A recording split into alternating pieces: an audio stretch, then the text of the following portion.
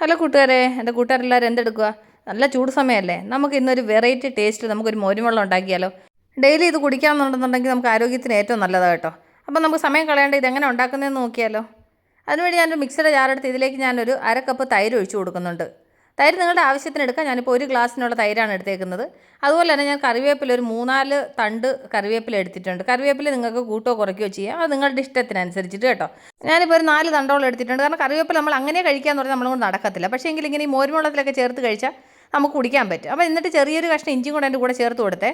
എന്നിട്ട് ഇതിലേക്ക് ഞാനൊരു 1/4 ടീസ്പൂൺ ജീരകവും കൂടെ ചേർക്കുന്നുണ്ട്. എന്നിട്ടാണെന്നുണ്ടെങ്കിൽ ഇതിലേക്ക് ഞാൻ ആവശ്യത്തിന് ഉപ്പ് കൂടെ ചേർത്ത് കൊടുക്കുന്നുണ്ട്.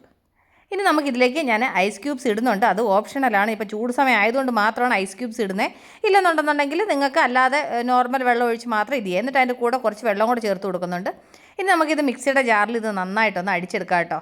കുറച്ച് നേരം ഒന്ന് അടിക്കണം, കാരണം കറിവേപ്പിലയും ഇഞ്ചിയൊക്കെ നന്നായിട്ടൊന്ന് അരയണം. അതുപോലെ ഒന്ന് അടിച്ചെടുക്കണേ. അപ്പോൾ ഞാനിത് നന്നായിട്ട് ഇങ്ങനെ അടിച്ചെടുത്തു. ഇനി നമുക്കിതൊരു ജ്യൂസ് ഗ്ലാസ്സിലോട്ട് ഒഴിച്ചിട്ട് നമുക്ക് ഇനി വേറെ വെയിറ്റ് ചെയ്യേണ്ട ആവശ്യമൊന്നുമില്ല, അവൻ കുടിച്ചാൽ മതി കേട്ടോ. ഇതെന്ന് വെച്ച് കഴിഞ്ഞാൽ കൊണ്ട് നമുക്ക് ഈ മുടി വളരുന്നതിനായാലും പിന്നെ എന്താ പറയുന്നത്, മുടിക്ക് നല്ല ഹെൽത്ത് വരാനും അതുപോലെ തന്നെ നമ്മുടെ വയറ്റിന് ഈ പുണ്ണുള്ളവർ ഒക്കെ ഇത് കുടിച്ചു കഴിഞ്ഞാൽ ഏറ്റവും നല്ലതാണ് കേട്ടോ.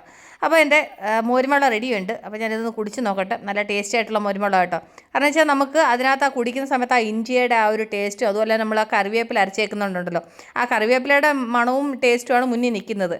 എല്ലാവരും പറയുന്നുണ്ട് കൂട്ടുകാർ കേട്ടിട്ടില്ല, ആ കാര്യത്തിനകത്ത് കറിവേപ്പില ഒരുപാട് ഉൾപ്പെടുത്തണമെന്ന്. പക്ഷേ നമ്മൾ കറിക്കകത്തൊക്കെ കിടക്കുന്ന കറിവേപ്പില അങ്ങനെ പറക്കി കളയാറാണ് പതിവ്. അപ്പോൾ ഇനി എൻ്റെ കൂട്ടുകാർ കറിവേപ്പില കഴിക്കാൻ പറ്റുന്നില്ല എന്നുള്ള പരാതിയൊന്നും വേണ്ട. ഇതുപോലെ മോരുവെള്ളത്തിനകത്ത് ഇച്ചിരി കറിവേപ്പില ഇട്ട് ദിവസവും മോരുവെള്ളം അടിച്ച് കുടിച്ചാൽ മതി.